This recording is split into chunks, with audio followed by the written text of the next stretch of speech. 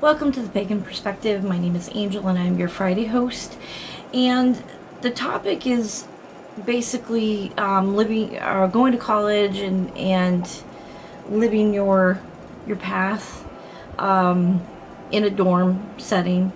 I never lived in a dorm in college, so I have no concept of how that would be. However, I do have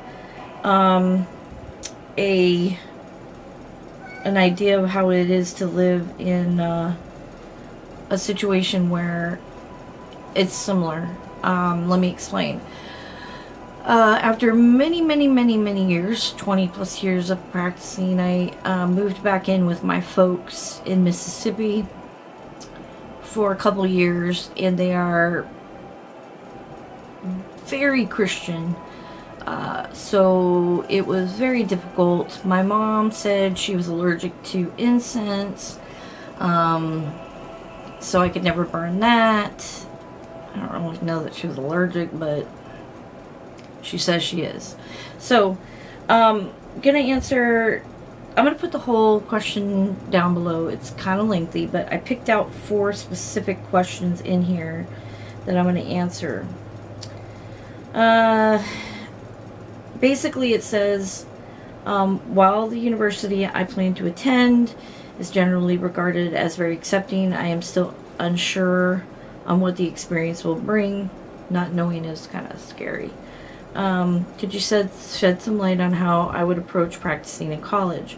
How open were you about your beliefs is the first thing. Again, didn't live in a dorm in college, so I'm going to say living in the South, which is rigidly Christian. I couldn't be very open with my beliefs. My family knew, my close friends knew, obviously, but wearing a pentagram out in public was not really a smart thing to do. So I would wear just stones or goddess symbols that were a little ambiguous. I didn't like being that way, but I lived in a little town that my parents are well known in, so I knew I wasn't going to live there forever, so I didn't want to upset their life, so I didn't really wear my pentagram out in public. So it wasn't really living out of the broom closet there. In a college setting, it's much more open-minded, I feel, unless you go to a very specific faith college. So you're going to find a lot of groups and activities to do there that's going to embrace a lot of different beliefs. What limitations did you encounter and how did you deal with them? Incense was a big limitation for me because I like to burn incense. Plus candles were kind of difficult. A lot of candles. My room was not huge, and for some reason any candle I burned would leave like a black mark on the wall. It didn't matter where I got it from. It didn't matter. It just, I don't know why. So when I did burn candles, I would burn them one, and I would burn it with herbs in it of the type of incense that I would normally burn. When I was doing inside ritual, which most of the time I did. If I needed to burn use any candles, I would get the battery lighted ones, and some of those are scented as well. So that was another thing I did to work around it. My mom had a really difficult time coming in my room because of my altar. And in the beginning I tried to make it not very noticeable, but after a while I just didn't care, and it was all hanging out there. So I think it was a slow process of working it in, basically. What about a roommate if they believe different? The thing is when you're going to college with people,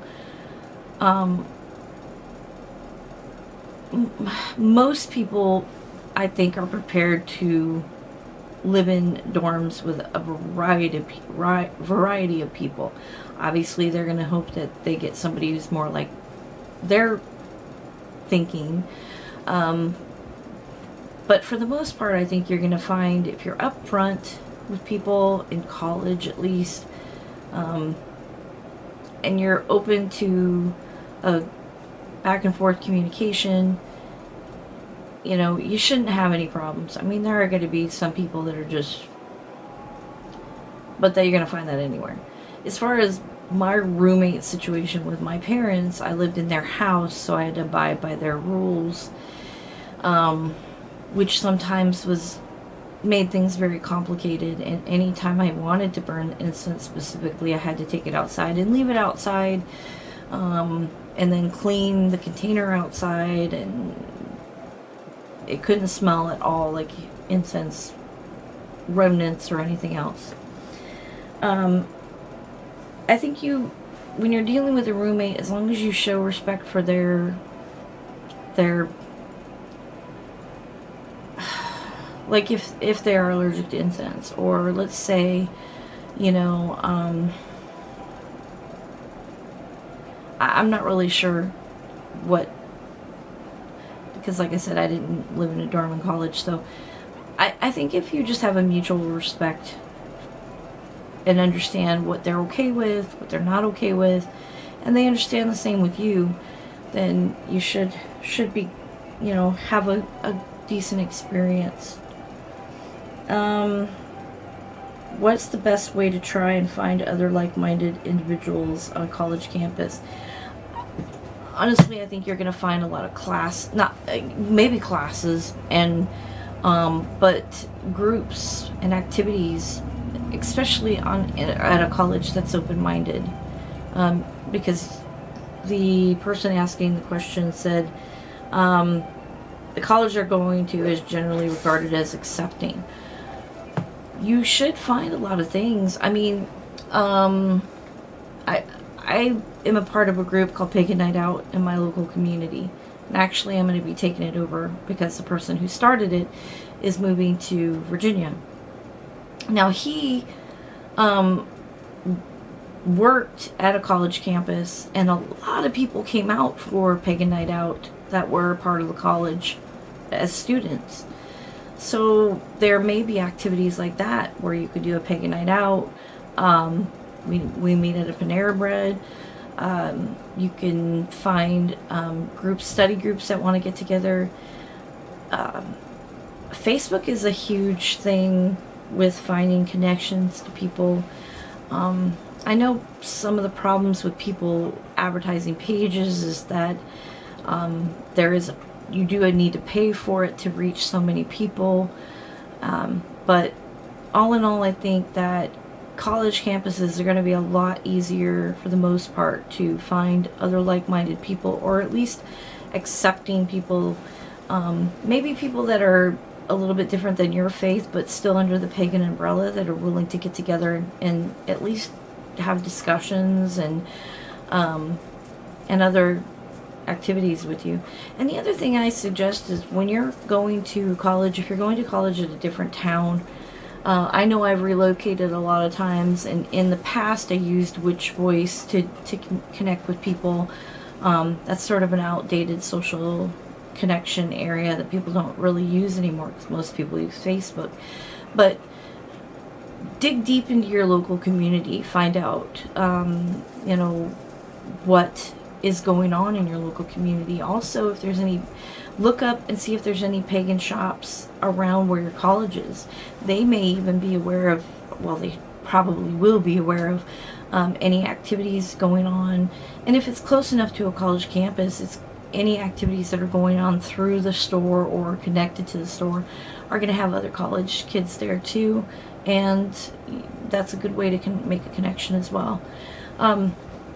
I'm sorry I didn't have enough information. Like I said, I didn't go to college I didn't stay in a dorm in college, so I didn't really have this experience. The only experience I had is the complications of living with parents that are very different minded than me, and having to navigate around that myself. So I hope this information helps.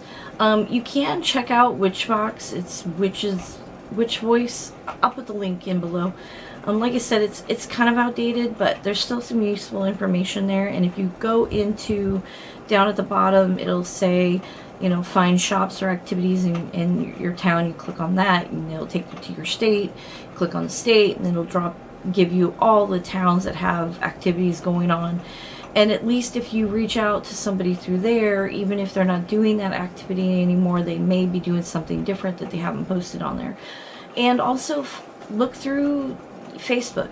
You know, Google, search stuff through Facebook. You may find stuff through there in the town that you're going to, or the area you're going to, that you can kind of get a jump on before you even go there.